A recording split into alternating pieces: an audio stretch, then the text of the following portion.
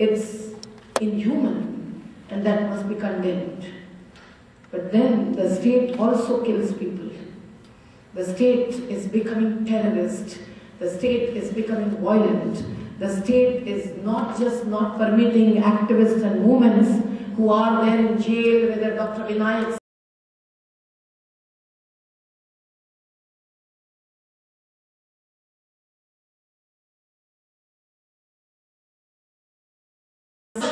the games of the state which are putting Adivasis against Adivasis as in Chhattisgarh, for vacating hundreds of Adivasi communities, and the land is open and available for an industrialist who can just have a compound around it, put some hand pumps and sell it as industrial complex land. The movements are raising questions in the urban areas, as I told you, because some builder is giving the land for 40 paisa per acre.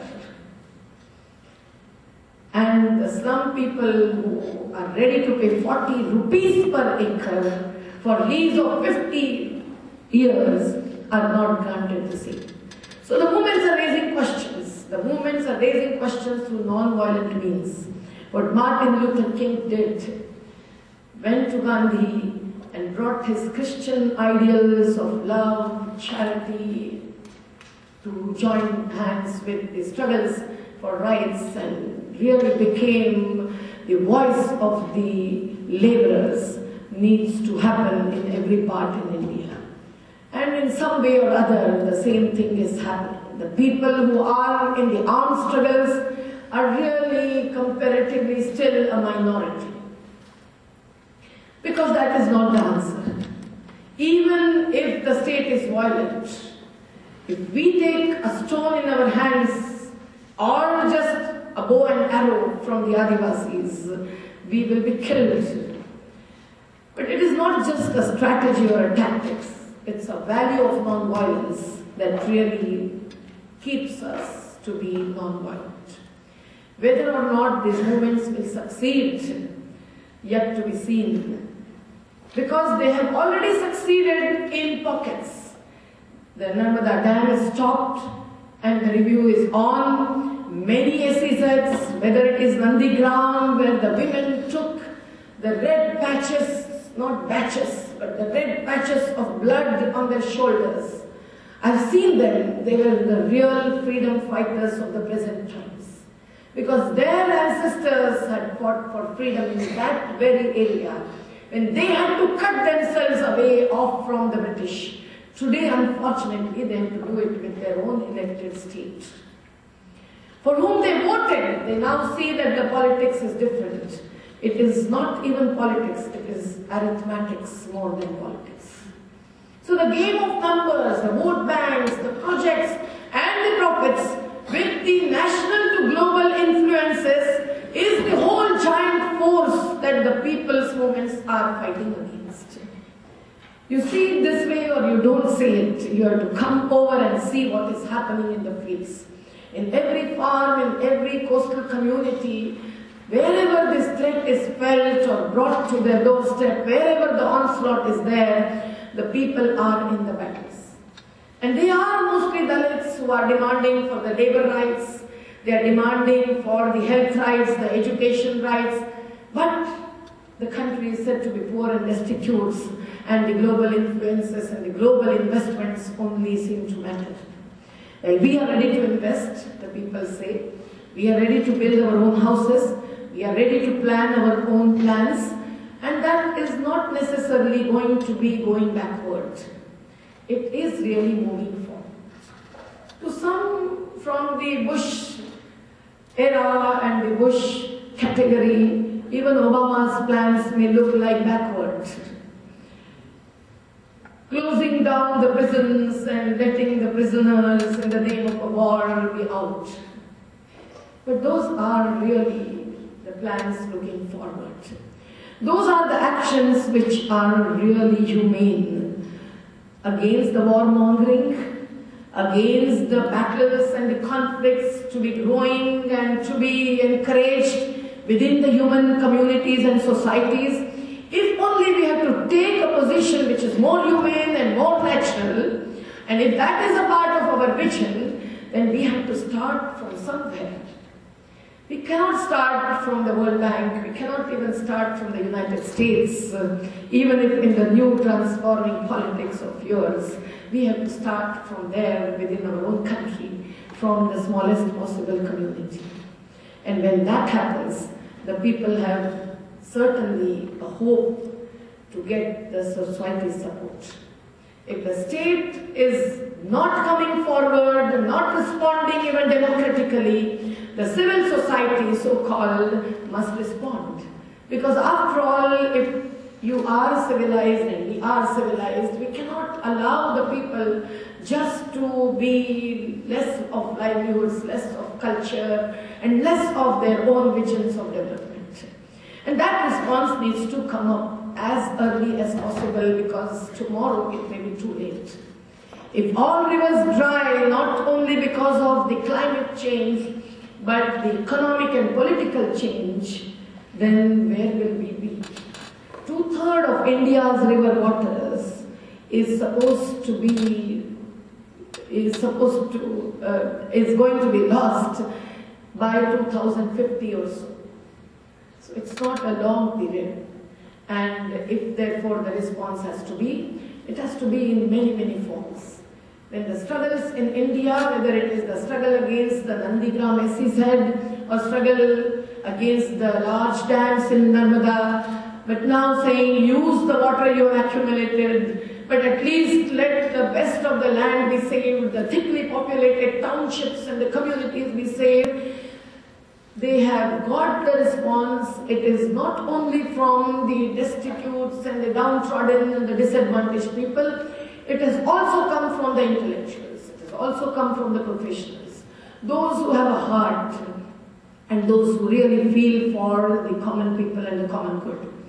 Those are students who have come as researchers, as volunteers, who have worked day and night for us.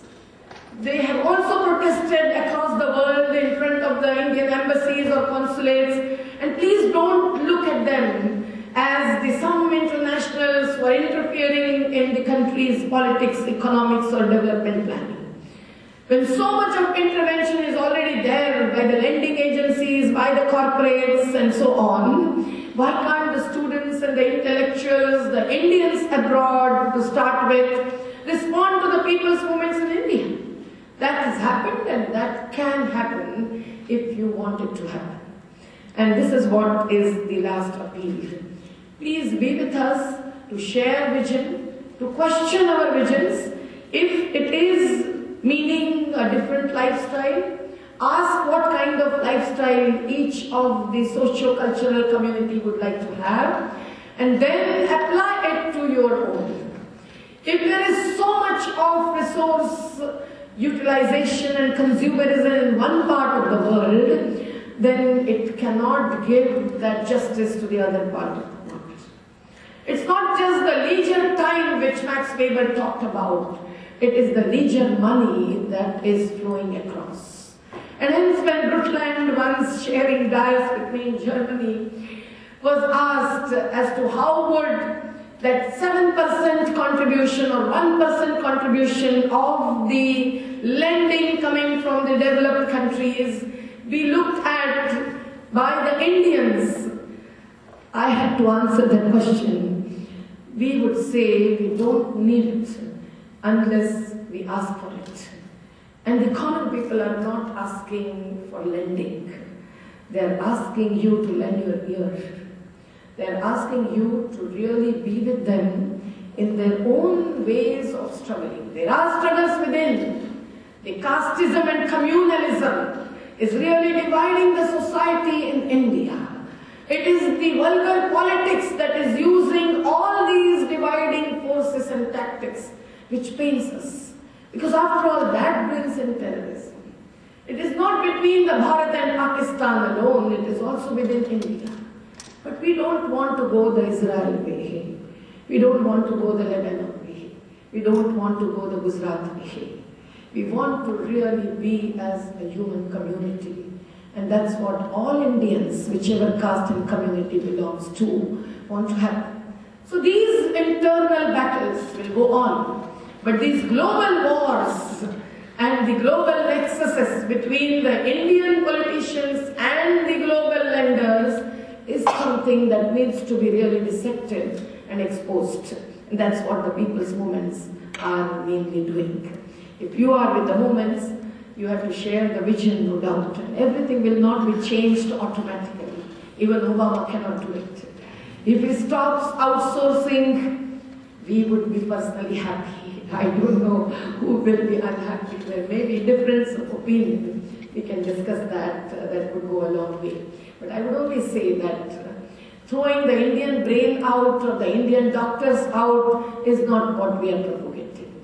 But at least don't throw your toxic waste out. Don't throw your leisure money out. Don't throw your corporates who are not dealing equitably and justly with their own workers and laborers out into India.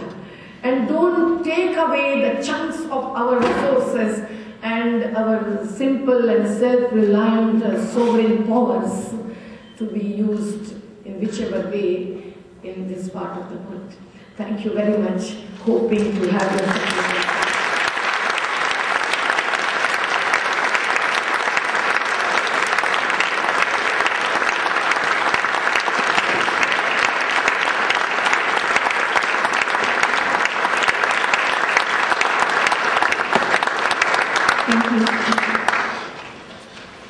Before we move to the question and answer part of the session, I want to say a quick word.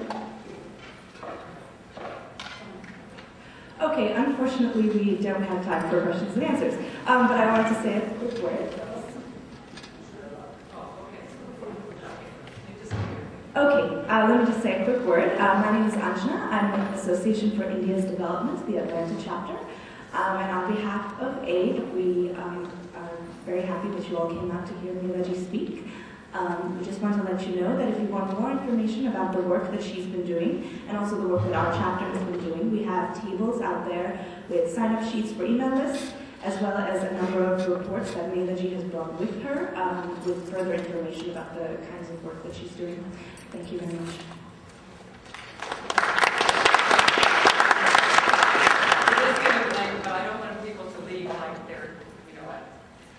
Something to say. So we'll take about 3-4 questions if you. It's hard for me to see. Yeah, go ahead. And speak really loud. I share your passion and your commitment, but there are a couple of things in your vision I differ. I grew up in near a project called Nagarjuna Sagar. This is in Andhra Pradesh. 50 years back it was started. 30 years back it had provided agriculture for lakhs of people, and most of them they have changed their lifestyles and they have been successful. They converted agriculture. It helped a lot of people. So why do those things? You may lose some land, but most of the people are going to benefit. In the same way about taxes you are talking about, the government of India take us anywhere, but now things are changing. Now India is on the top because of, took some liberalization had happened and provided incentives, so we are progressing. So in the name of, certain things, visions, what you're thinking, overall I agree with that, yes. We need to be sensitive to the overall vision, but there are certain things we may have to do. Okay, let's take 2-3 more and then she can, because that was really I have a question about views with respect to the role that the press can play in this. How the press media, how is media being useful? How could it be tapped? Incorporates are they not supported the part? Okay, one more. I was wondering, how does the resurgent Naxalite movement in India tie into some of the issues that you were talking about? Is it directly tied, or do they have separate issues that they are? In the U.S. we have eminent domain as well, and I was wondering if